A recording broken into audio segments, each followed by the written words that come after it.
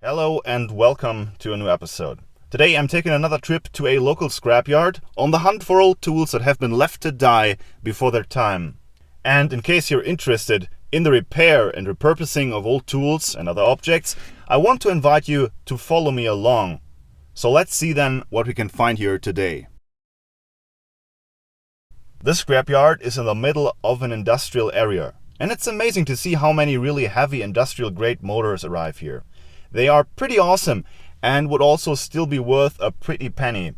But these items are not of any use for a normal person, hard to transport and ship, and they take up a lot of storage space.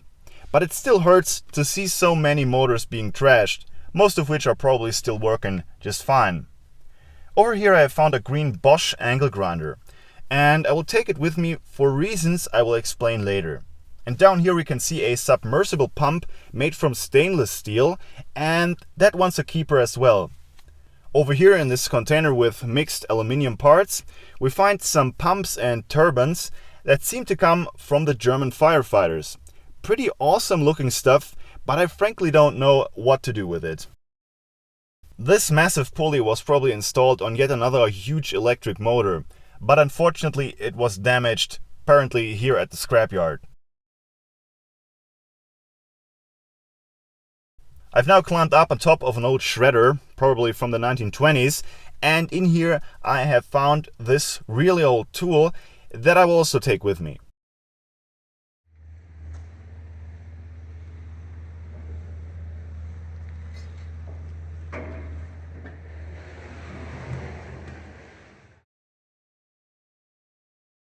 Here is another Bosch brand angle grinder that I also found at the scrapyard.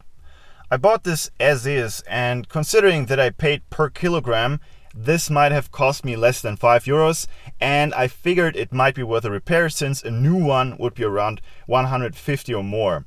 It's a GWS 14 125 from Bosch's professional blue line of tools. That name implies that it was made for a maximum disc diameter of 125 millimeters, and it's rated at 1400 watts. As you can read on the nameplate, it was made in Germany, which is by no means true for all blue Bosch tools, and the manufacturing year was 2010. And in comparison to most of the things I repair here, that's practically new.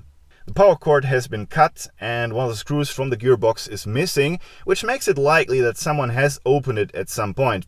And that's why I will do exactly that right now to check if everything's okay in there.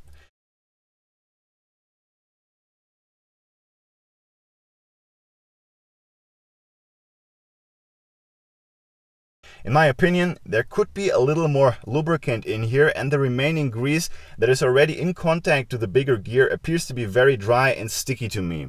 I'm pretty sure it would still do the job, but now that I have opened the box I might as well clean it all out and apply a new one.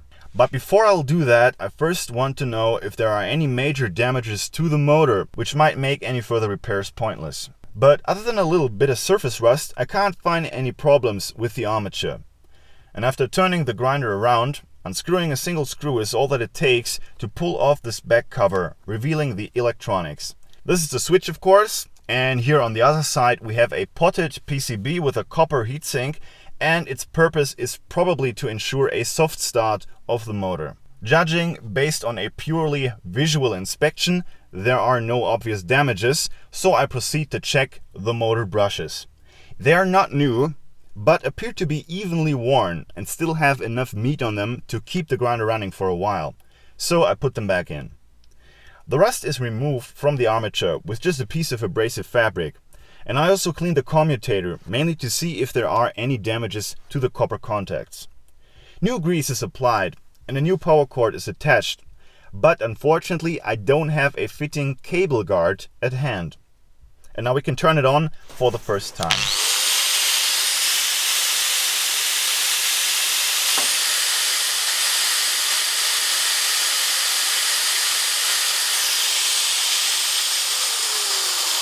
And to my amazement, it just seems to work, so don't ask me why anyone would decide to throw this away.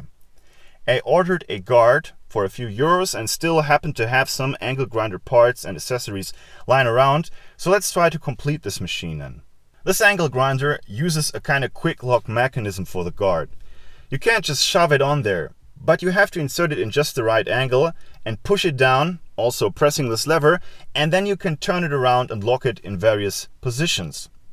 The guard is a little wide for a cutoff wheel, but I think it's fine. Finally, a handle is screwed in and we're ready to go again.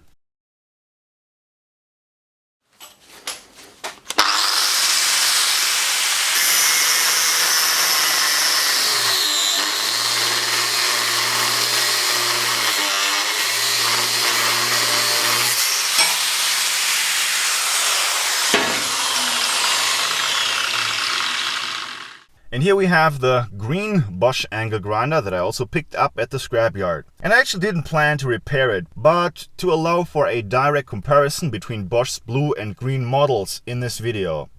Let's compare it to this blue angle grinder that I bought new about 3 years ago. It makes for a better comparison than the 1400 watt model because it's only rated at 750 and makes it the same weight class as this green 650 watt model. The blue model has little doors on the sides, allowing for easy access to the motor brushes.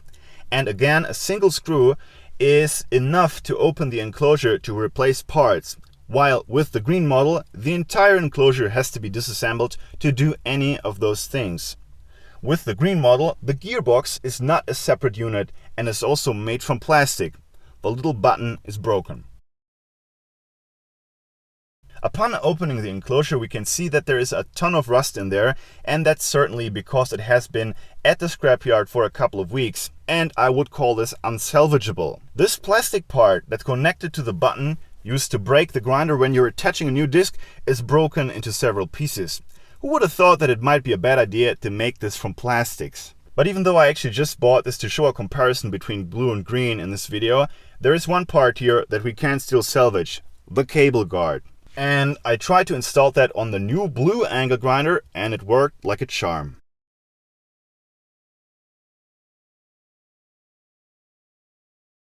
Remember the pump that I found next to the angle grinder? Let's have a look at that one next. The nameplate reads TIP or Tip Pumpentechnik, which means pump technology, model name Extrema 310. And that's a model that's still available and is around 150 euros. The power cord and the cable that connected to the float switch have been cut off, as it almost always happens at the scrapyard.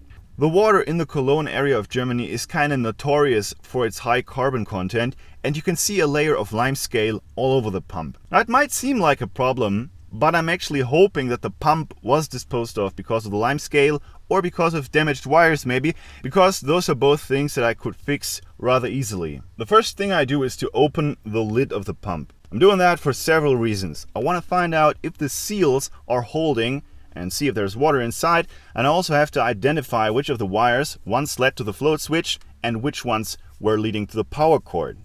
Luckily, there is no water inside, and it is rather easy to tell which of the wires is which.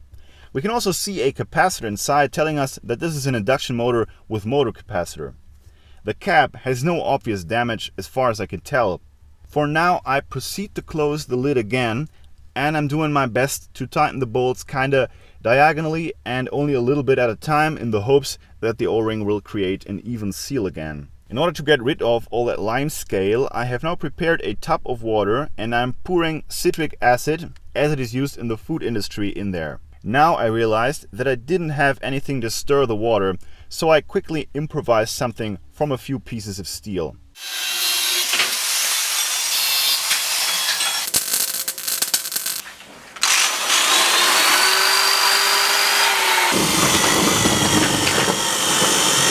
I'm using the power drill that I repaired in the first episode of this series of videos.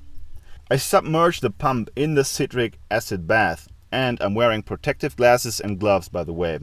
And almost instantaneously little gas bubbles can be seen rising from the pump to the water surface, telling us that the chemical reaction is already underway. After just a few minutes we can already see enormous changes. See this little spot that couldn't be submerged? It's like an island of limescale, while everything around it is already pretty much shiny metal again. I turn the pump around so that every spot will be submerged at one point, and after a few more minutes I take the pump out of the bath again. Now it's cleaned with some water and dried. Now I proceed by adding a new power cord. The float switch connections are short-circuited for the moment, because I didn't yet have any replacement at hand. Normally, I would totally recommend to properly replace the wires entirely and make absolutely sure that the seals are holding. But for a quick test, I'm using several layers of heat shrink.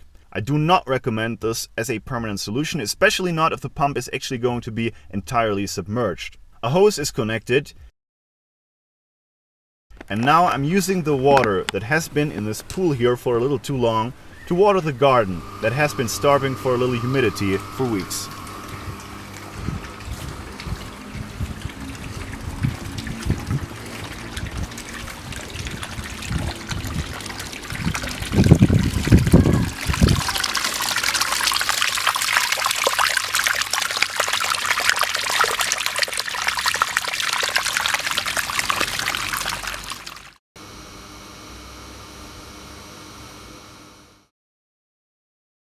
Let's have a look at this oldie then. It has a spindle and a handle, much like an ordinary vise, but it doesn't really want to move anymore. So I'm clamping it down and apply a large amount of W40 and start turning. And I repeat that many times over until it runs kinda smoothly again. I'm wire brushing the threads and the frame only to learn that there are actually remnants of paint under there. I then try to remove it with a paint stripper, but this time with little success, so that I had to revert to the good old wire wheel. I then apply some new grease to the threads and rub some ballastol all over the surfaces.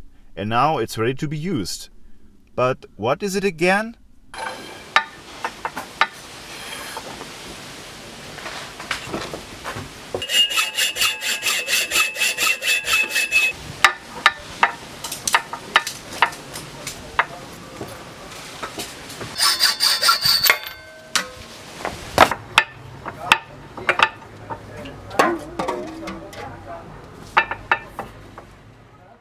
Well, it's a pipe vise.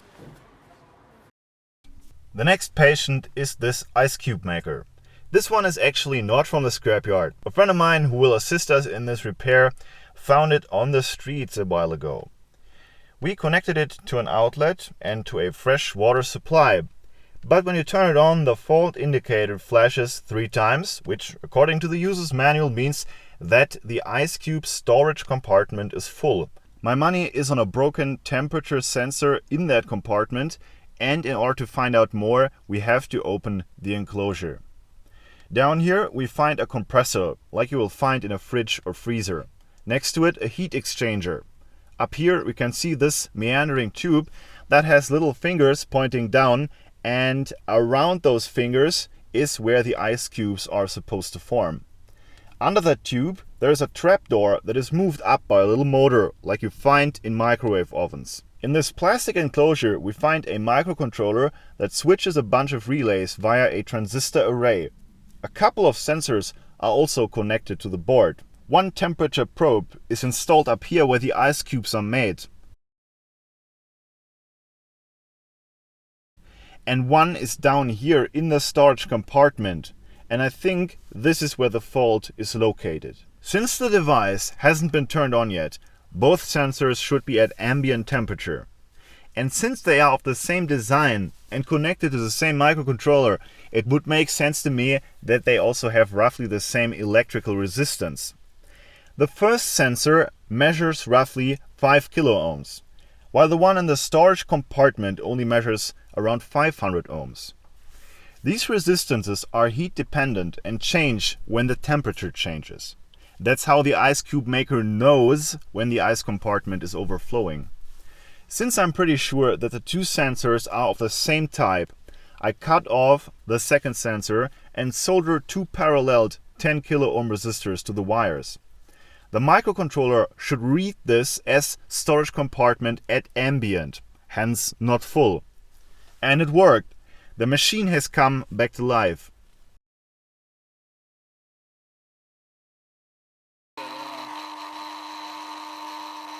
But it still is very loud, and that is because this little pump here wasn't connected anymore. I fixed that, and now it's time to make some ice cubes.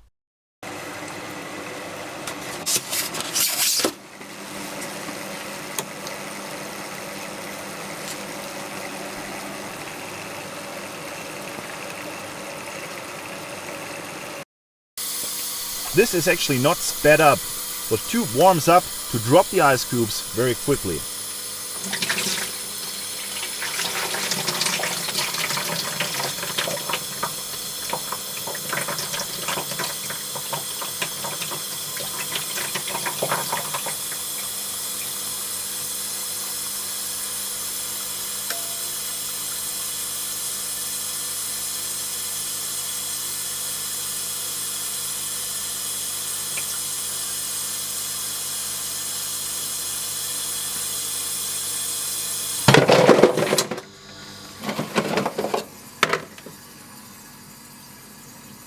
Okay, cocktail time.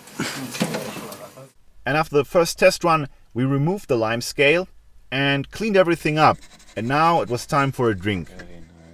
Now, instead of leaving these ordinary resistors in there, a new temperature sensor should be installed in order to prevent the machine from piling up too much ice. But that's not the kind of part that you just happen to have. Well guys, you know the drill. I hope you liked this video, and if yes, give it a like so that I know that there is demand for more. You can also support my efforts by becoming a supporter on Patreon or make a donation. Links in the video description. See you soon.